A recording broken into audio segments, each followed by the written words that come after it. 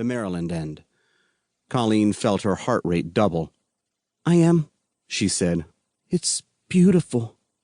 "I'll see you at the farm when it's over." The line went dead. It was time. Colleen threw open her coat and brought the weapon to her shoulder. Man, you should have seen the look on the first driver's face. Jonathan Graves shifted his BMW M6 into neutral to give his clutch leg a rest.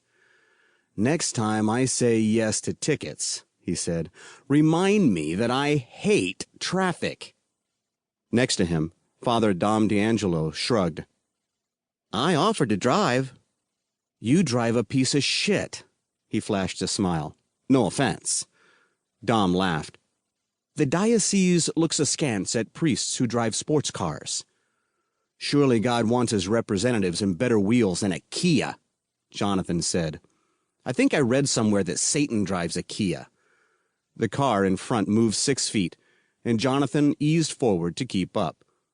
"Isn't rush hour supposed to go the other way?" "I have a theory that rush hours just are," Dom said. "There's no why or rationale to them. Monday Night Football doesn't help." The Washington Redskins were scheduled to do battle with the Dallas Cowboys tonight at FedEx Field, and Jonathan had scored a couple of club-level seats. A lifelong Skins fan, despite their shameful failures in recent years, Jonathan remained forever hopeful that a winning season was possible. Clearly, that wasn't going to be this year. But games against the Cowboys were like Super Bowls unto themselves. A win against them could counter the humiliation of a 4-12 season.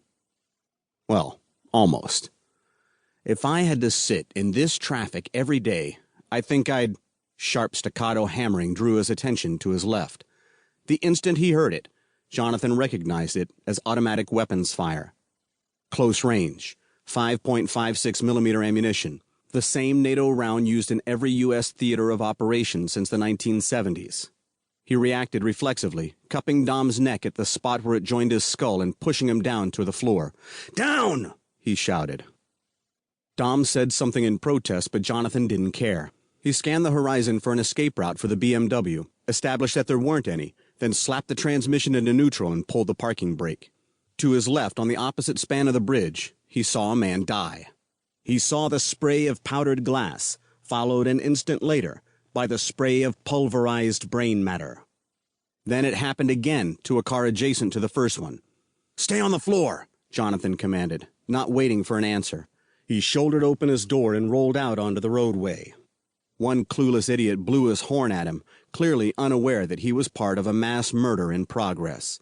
Jonathan ripped open the zipper to his jacket with his left hand, while his right hand found the grip of the customized Colt 1911 .45 that always rode high on his hip. Cocked and locked. He drew it.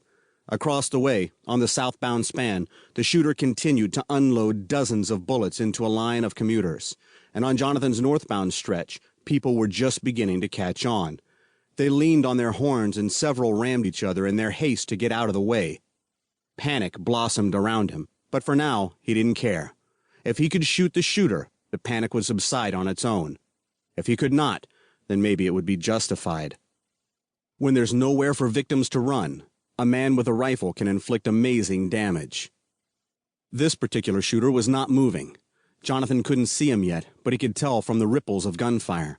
He weaved through the jammed traffic, scanning the horizon for a target. As he passed a pickup truck, the driver threw his door open and yelled, "Hey, what do you think?" "Stay out of my way," Jonathan barked. "Get down." What about this situation did people not understand? As he turned the corner on the far side of a paneled van bearing the logo of a pastry company, Jonathan got his first glimpse of the shooter. He was tall and skinny, and draped in one of those flowing black coats that seemed to have become the uniform of murderers. From his bone structure, he could have been a girl. Jonathan's mind registered that he was young and white, but the glare of headlights made features difficult to discern. But that didn't matter, because the shooter was changing magazines, and he was not especially adept at it. The muzzle of his rifle, a Bushmaster, Jonathan now saw, was pointed harmlessly to the sky as he fumbled the effort to flip his quick-load mag. The shooter would never be more vulnerable. Jonathan gauged the distance at 40 yards, too far for a reliable shot to the head, so he took aim at the center of mass.